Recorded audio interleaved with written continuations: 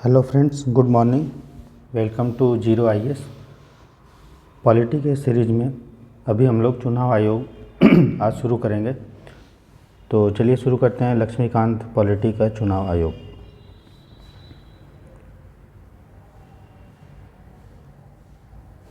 चुनाव आयोग लक्ष्मीकांत पॉलिटी के 6th एडिशन में चैप्टर नंबर 42 में दिया गया है। तो प्रीलिम्स के लिए क्या क्या इंपॉर्टेंट है इस चैप्टर से वो आज हम देखते हैं।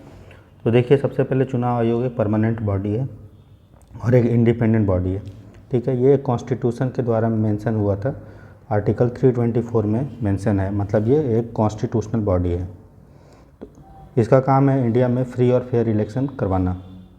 ठीक है, 324 में ही मेंशन है कि इसका सुपरिटेंडेंस क्या होगा, इस पर डायरेक्शन कंट्रोल इसका क्या रहेगा इलेक्शन पे। तो ये इलेक्शन जो करवाता है वो किसका किसका करवाता है, तो पार्लियामेंट का करवाता है, मतलब लोकसभा राज्यसभा, स्टेट लेजिस्लेचर का करवाता है, office of president of India करवाएगा, office of vice president of India किसमें रहता है, इलेक्शन कमीशन में। यहाँ पे पंचायत में जो इलेक्शन होता है और जो म्यूनसिपाल्टी में होता है, मतलब लोकल सेल बॉडी में वो ये नहीं करवाएगा। वो कौन करवाता है, स्टेट इलेक्शन कमीशन। ये ध्यान देना है, इसलिए ये एक ऑल इंडिया बॉडी है।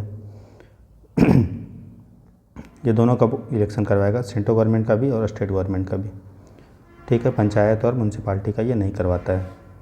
इसका जो कंपोजिशन होता है वो आर्टिकल 324 में ही मेंशन है। हम लोग फाइनेंस कमीशन पढ़े थे, उसमें मेंशन नहीं था। ठीक है, कंपोजिशन और क्वालिफिकेशन किस में मेंशन था, वो पार्लियामेंट पे छोड़ दिया गया था। कंपोजिशन तो मेंशन था लेकिन क्वालिफिकेशन नहीं मेंशन था, पार्लियामेंट पे छोड़ दिया था, पार्लियामेंट ने एक्ट बनाया था। लेकिन इलेक्शन कमीशन का जो कंपोजिशन है और जो क्वालिफिकेशन है वो मेंशनड है। ठीक है, 324 में ही। तो उसमें एक चीफ इलेक्शन कमिश्नर होगा। ठीक है, और बाकी कितने होंगे वो डिसाइड करेगा कौन, प्रेसिडेंट।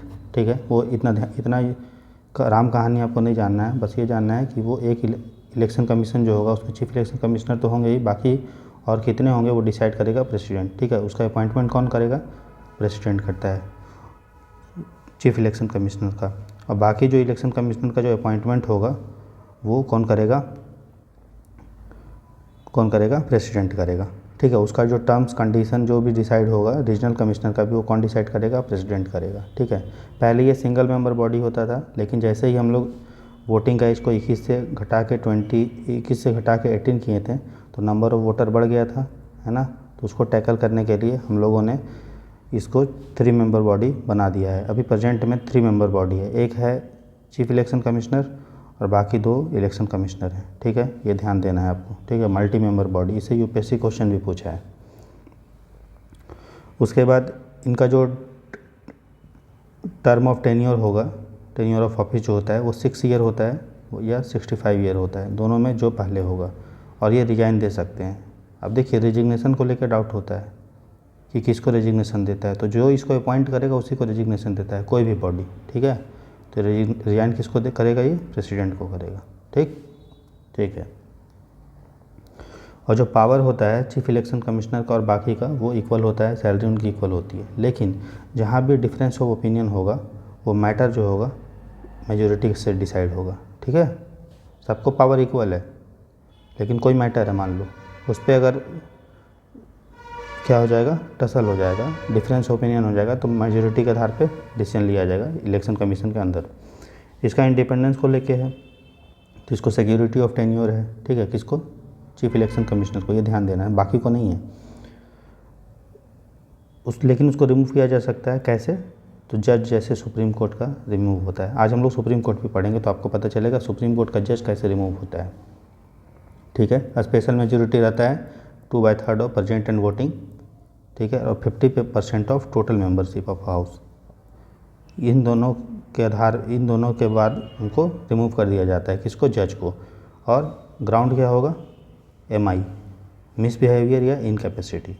तो इन ग्राउंड पे जिस तरह सुप्रीम कोर्ट के जज को रिमूव करते हैं उसी तरह से चीफ इलेक्शन कमिश्नर को भी रिमूव किया जा सकता है। फिर ये जाता है प्रेसिडेंट के पास और प्रेसिडेंट उसको अप्रूव करेंगे तो वो हट जाएगा। ठीक है, इसका मतलब ये है कि प्लेजर ऑफ प्रेसिडेंट पे वो डिपेंड नहीं करता है, प्रेसिडेंट खुद नहीं हटा सकते। पार्लियामेंट अगर ये रिजोल्यूशन और ये मेजोरिटी के बाद पास करेगा तब प्रेसिडेंट कर सकते हैं, इसीलिए प्लेजर ऑफ प्रेसिडेंट पे होल्ड नहीं करते हैं इन लोगों का टेन्योर ऑफ ऑफिस। लेकिन हमने भी देखा था फिनांस कमीशन में वो खुद ही हटा सकता है, मतलब वो होल्ड कब करते हैं, प्लेजर ऑफ प्रेसिडेंट पे, उनके मतलब इच्छा शक्ति पे। सर्विस कंडीशन जो उनका डिसाइड हो जाता है अपॉइंटमेंट के समय, सर्विस कंडीशन वो बाद में चेंज नहीं होगा। मान लीजिए उसको 2 गाड़ी या 3 गाड़ी मिला है इलेक्शन कमीशन को, तो वो अपॉइंटमेंट के बाद अगर मान लीजिए वो गवर्नमेंट से के अपोजिट काम करे इंडिपेंडेंट तरीक़ा से, तो गवर्नमेंट उससे गाड़ी छीन नहीं सकती, मतलब सर्विस कंडीशन को चेंज नहीं किया जा सकता है। बाकी जो इलेक्शन कमिश्नर होते हैं ओरिजिनल कमिश्नर, वो रिमूव किया जा सकता है कब, जब उनको चीफ इलेक्शन कमिश्नर रिकमेंड करेगा। मतलब सिक्योरिटी ऑफ टेन्योर किनको है, सिर्फ इन्हीं को है, चीफ इलेक्शन कमिश्नर को। बाकी को प्रेसिडेंट हटा सकते हैं जब चीफ इलेक्शन कमिश्नर रिकमेंड कर दें, ठीक है। अब इसमें क्या क्या है देखिए, कॉन्स्टिट्यूशन ने क्या क्या नहीं बताया, उनका क्वालिफिकेशन नहीं बताया। यहाँ पर मैंने आपको क्वालिफिकेशन बताया नहीं बताया, क्या बताया, सिर्फ एज 6 और 65 ईयर बस। उसके बाद टर्म बाकी मेंबर का नहीं बताया गया, ठीक है। उसके बाद रिटायरमेंट के बाद भी वो गवर्नमेंट ऑफिस होल्ड कर सकते हैं। आपने देखा है बहुत सारे जो होते हैं, जैसे सुनील अरोड़ा थे हमारे चीफ इलेक्शन कमिश्नर या इलेक्शन कमिश्नर, वो बाद में जाके जो है एशियन डेवलपमेंट बैंक या और भी चीज़ का जो है वो मेंबर बने जाके, है ना, तो या ब्रिक्स का, तो वो रिटायरमेंट के बाद भी गवर्नमेंट पोस्ट होल्ड कर सकते हैं, ठीक है। लेकिन सीएजी जो है वो नहीं कर सकता है ना, ये आपको ध्यान देना है। उसके बाद पावर एंड फंक्शन क्या है, देखिए 3 टाइप का पावर जो भी है इसका, वो 3 टाइप में डिवाइड कर सकते हैं। एक है एडमिनिस्ट्रेटिव पावर, एक है एडवाइजरी, एक क्वासी जुडिशियल। एडमिनिस्ट्रेटिव मतलब कैसे इलेक्शन करवाना, क्या करवाना, ठीक है, वो पूरा डिसाइड करता है। जैसे टेरिटोरियल एरिया को डिटरमाइन करना कि कौन सा कॉन्स्टिट्यूएंसी होगा, ठीक है, इलेक्टोरल रोल्स को रिवाइज करना बार बार। तो ये जो कॉन्स्टिट्यूएंसी को डिसाइड करता है वो डिलिमिटेशन एक्ट होता है पार्लियामेंट का, जो हम पढ़ेंगे पार्लियामेंट में, उसके रिकमेंडेशन पे करता है, ठीक है। कि जो क्षेत्र का डिवाइड करते हैं ना राज्यों में, ये कॉन्स्टिट्यूएंसी है, ये है, मतलब जिसमें इलेक्शन होता है ये, तो इसको डिसाइड करता है स्टेट में कितने कॉन्स्टिट्यूएंसी होंगे और कैसे होंगे, वो इलेक्शन कमीशन करता है डिलिमिटेशन कमीशन एक्ट के रिकमेंडेशन के आधार पे। उसी तरह इलेक्टोरल रोल्स बनाना है ना, चुनाव का जो बनता रोल बनता है, इलेक्शन कब होगा, कैसे होगा, वो सब करना डिसाइड। पॉलिटिकल पार्टी को रिकॉग्नाइज करना, कौन नेशनल पार्टी होगी, कौन स्टेट होगी, है ना, उसको सिंबल देना। उसके बाद कभी भी इलेक्शन को लेकर डिस्प्यूट होता है तो उस कोर्ट की तरह वो एक्ट करता है, ठीक है, किस पार्टी को कौन सा सिंबल देना। जैसे कि शिवसेना में डिवीज़न हुआ, एक तुम्हारा आपका उद्धव सेना और एक जो है जो अभी शिंदे सेना, तो उसमें किस तरह से शिंदे का जो पॉलिटिकल पार्टी किसको कौन सा सिंबल देना वो हो गया। उसके बाद ऑफिसर को अपॉइंट करता है ताकि जो है इलेक्टोरल अरेंजमेंट में कुछ भी डिस्प्यूट हुआ तो उसको कैसे कैसे देखना है। उसके बाद कोड ऑफ कंडक्ट डिटरमाइन करता है कि इलेक्शन में क्या क्या, इलेक्शन के पहले क्या पॉलिटिकल पार्टी किस तरह से बिहेव करेगी, है ना।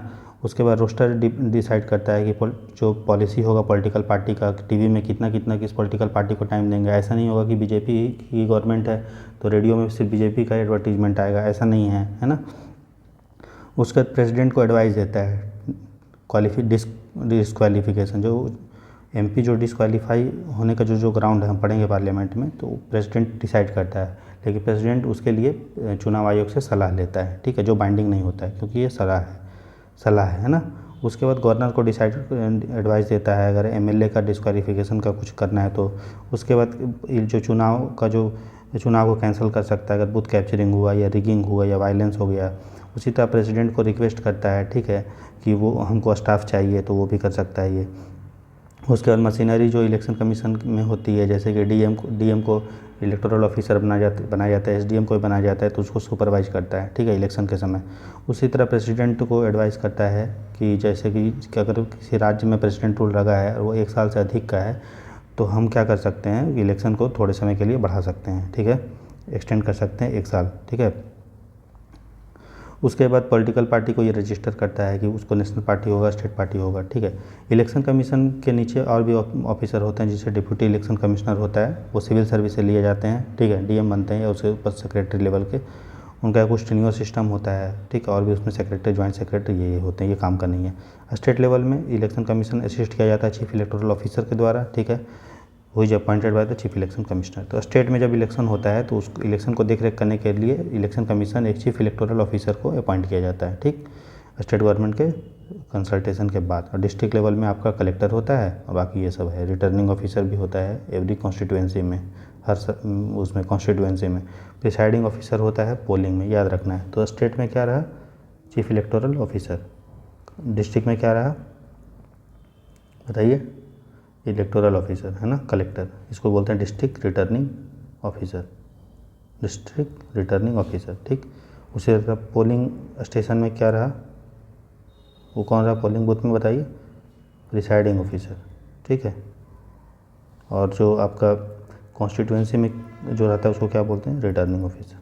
ठीक है, तो स्टेट पे चीफ इलेक्टोरल ऑफिसर, डिस्ट्रिक्ट पे डिस्ट्रिक्ट रिटर्निंग ऑफिसर, कॉन्स्टिट्यूएंसी पे रिटर्निंग ऑफिसर और पोलिंग स्टेशन पे प्रिसाइडिंग ऑफिसर। विजन मिशन काम का नहीं है, ये बस बोल वचन है, आपको आएगा तो ऑल ऑफ द अबव में टिक मार दीजिएगा। तो इस तरह से देखिए इलेक्शन कमीशन जो है मात्र हम लोगों ने 10 मिनट में सॉल्व कर दिया, उससे पढ़ लिया। ठीक है, उससे ज़्यादा आपको पढ़ने की ज़रूरत नहीं है। आप इस जो बुक है आपके पास लक्ष्मीकांत का, उसको एक बार रीड करके और जो मैंने पॉइंट्स बताया है उसको ध्यान में रखिएगा। ठीक है, happy learning, all the best. हम लोग इसी तरह से धीरे धीरे करके लक्ष्मीकांत और जो भी इकोनॉमी का मृणाल सर का, शंकर आइए सर का और प्रीवियस ईयर क्वेश्चंस और विजन का जब 365 आएगा तो उसको भी धीरे धीरे करके कंप्लीट करके आराम से अच्छे से पढ़ेंगे और मिल के पढ़ के मिल के यूपीएससी का प्रीलिम्स निकालेंगे। और ये कोर्स सिर्फ यूपीएससी के लिए ज़रूरत नहीं है, बल्कि यूपीपीसीएस और स्टेट पीसीएस जिसमें इस तरह का सिलेबस कॉन्साइड करता है उसके लिए भी इंपॉर्टेंट है।